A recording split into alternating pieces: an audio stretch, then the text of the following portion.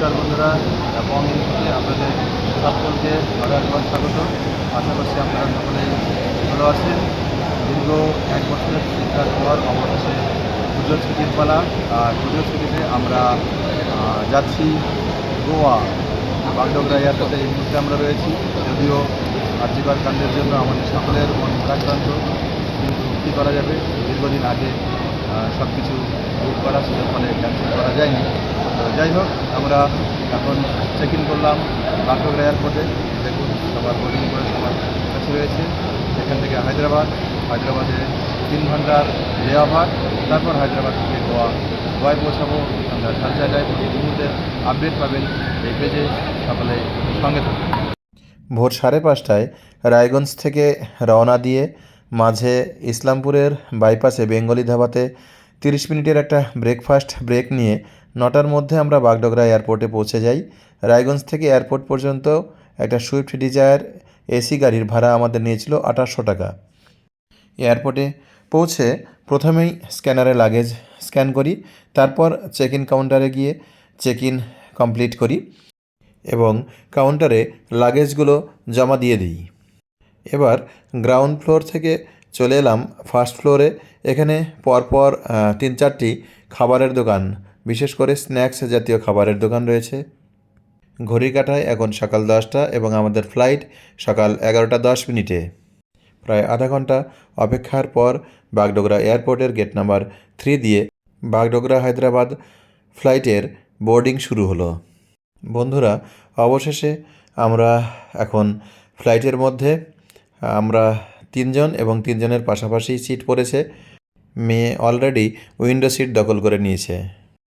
Take off just complete হলো এবং আপনারা দেখতে পাচ্ছেন শরতের আকাশে যা যা থাকবার কথা, অর্থাৎ এই যে মেঘ, সেই মেঘকে ভেদ করে আমরা মেঘের ওপর দিয়ে ভেসে চলেছি। কি অবর্ণনীয় দৃশ্য, না দেখলে সত্যি বিশ্বাস করা কঠিন। তবে এত সুন্দর দৃশ্য দেখতে পেলেও একটু দুঃখ রয়ে গেল, কারণ আমাদের যে সাইডে সিট পড়েছিল সেই সাইড থেকে আমরা কিন্তু এই হিমালয়ান রেঞ্জের যে শৃঙ্গগুলোর ভিউ, চূড়াগুলোর ভিউ, সেই ভিউ কিন্তু পাইনি। অবশেষে এসে পৌঁছালাম হায়দ্রাবাদ এয়ারপোর্টে। এখন দুপুর প্রায় 2টোর কাছাকাছি, 2টো বাজতে কয়েক মিনিট কম হবে। পেটের মধ্যে খিদে ইঁদুর দৌড়দৌড়ি করছে, তাই এখন প্রথম কাজই হলো ভালো একটা খাবারের স্টল খুঁজে লাঞ্চটা সেরে নেওয়া।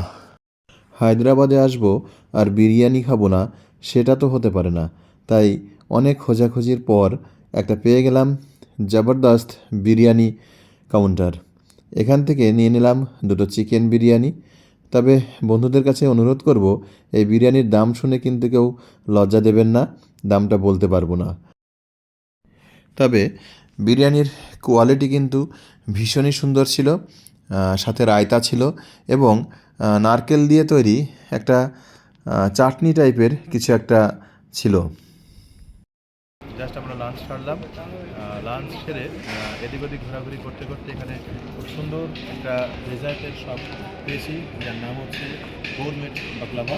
এখানে মূলত টার্কিশ ডেজার্ট। এই টার্কিশ ডেজার্টগুলো আমি দেখাচ্ছি। দেখুন, গৌরমেট বাকলাভা হায়দ্রাবাদের একটা বিখ্যাত ডেজার্ট। এটা হায়দ্রাবাদ এয়ারপোর্টে যতবার আসি ততবারই আমি ট্রাই করি। মূলত এটা এক ধরনের টার্কিশ ডেজার্ট। এই টার্কিশ ডেজার্টগুলো মূলত বানানো হয় বিভিন্ন ধরনের ড্রাই ফ্রুটস, হানি মানে মধু এবং চিনি দিয়ে। তার সাথে আরও কিছু ইনগ্রিডিয়েন্টস থাকে, আমি এক এক করে দেখাচ্ছি। দেখুন, এখানে গিফট প্যাকও রয়েছে, আবার কিনে খাওয়ারও ব্যবস্থা রয়েছে। এই যে এরা আমাদের সব নিয়েছে। এটা কী নাম? এটার নাম হচ্ছে পমেগ্রানেট ডিলাইট। এক পিসের দাম 150 রুপিস, মানে 150 টাকা এক পিস। আর এগুলো এই ছোটো ছোটো যে পিসগুলো, এগুলো 5 পিস 350 টাকা দাম। এগুলো পার পিস হিসাবে দাম লেখা আছে, নামও দেওয়া আছে। লোটাস ক্রিসপি রোল, এক পিসের দাম 230 টাকা। এটা ডেটস বেলোরিয়া, এক পিস 230 টাকা দাম। ডেটস মানে খেজুর। ওদিকে ওটা দেখা যাচ্ছে ক্যাশু হরিসা, 105 টাকা একটার দাম। এখানে দেখা যাচ্ছে ক্রিম কুনাফা 1 পিস 230 টাকা দাম। পিস্তা ভেলোরিয়া 1 পিস 290 টাকা দাম। এটা মূলত পিস্তা দিয়ে তৈরি।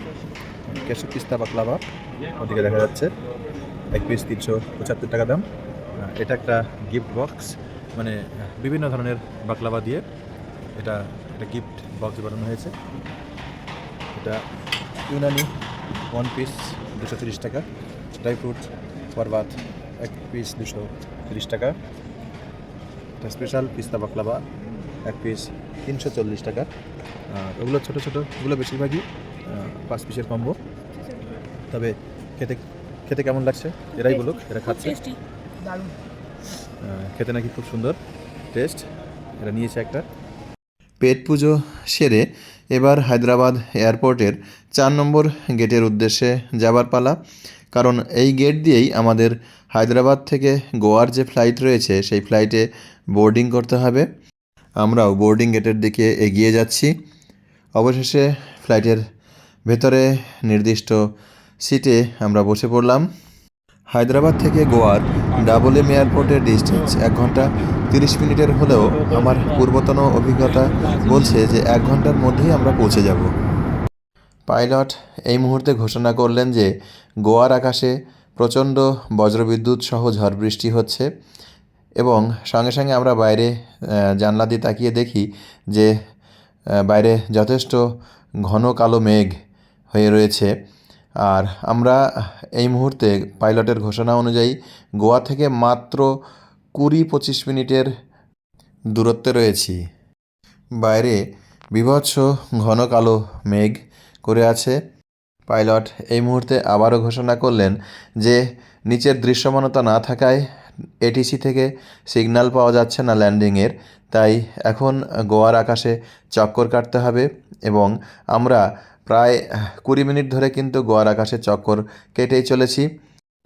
প্রায় 20 মিনিট চক্কর কাটার পর পাইলট ল্যান্ডিংয়ের ঘোষণা করলেন এবং আমরা জানালা দিয়ে দেখাবার চেষ্টা করছি যে নিচে আমরা কোথায় রয়েছি।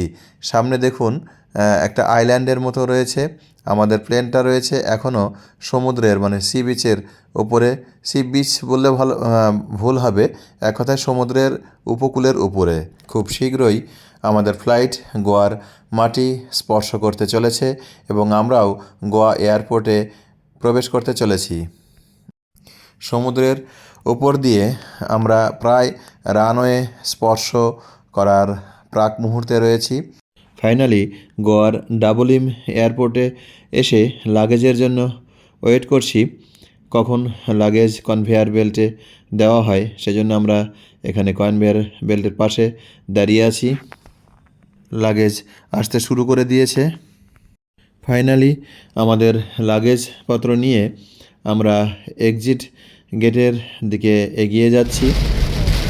গাড়ি আমাদের আগে থেকেই বলা ছিল, সেই অনুযায়ী ড্রাইভার এক্সিট গেটের বাইরে অপেক্ষা করছিল। গাড়িতে চড়ে এক ভয়ালো অভিজ্ঞতা দেখুন। চারপাশে মুষলধারে বৃষ্টি, কোনো কিচ্ছু দেখার উপক্রম নেই, কোনো কিছুই দেখা যাচ্ছে না। অবশেষে আমরা এসে পৌঁছালাম দক্ষিণ গোয়ার বেনোলিমে আমাদের নির্ধারিত কর্মা রিসর্টে। এই কর্মা রিসর্ট কিন্তু আলাদাভাবে বুক করা যায় না, শুধুমাত্র কর্মা গ্রুপ অফ হোটেলসের যারা ক্লাব মেম্বার রয়েছে তাদের জন্য এই রিসর্ট। তো আমাদের এই 3 স্টার রিসর্টটি যেহেতু আগে থেকেই মেম্বারশিপ নেওয়া ছিল, তাই এখানে আমাদের 4 রাত আগে থেকে বুক করা আছে। আজকে থেকে 10 তারিখ পর্যন্ত, 10 তারিখ সকালে এখান থেকে আমরা চেক আউট করে নর্থ গোয়াতে যাব। নর্থ গোয়াতেও কিন্তু আমাদের এই কর্মা রিসর্টই বুক করা রয়েছে। রিসেপশনে প্রয়োজনীয় ফর্মালিটিস সেরে আমরা এগিয়ে চললাম আমাদের জন্য নির্ধারিত রুমের উদ্দেশ্যে।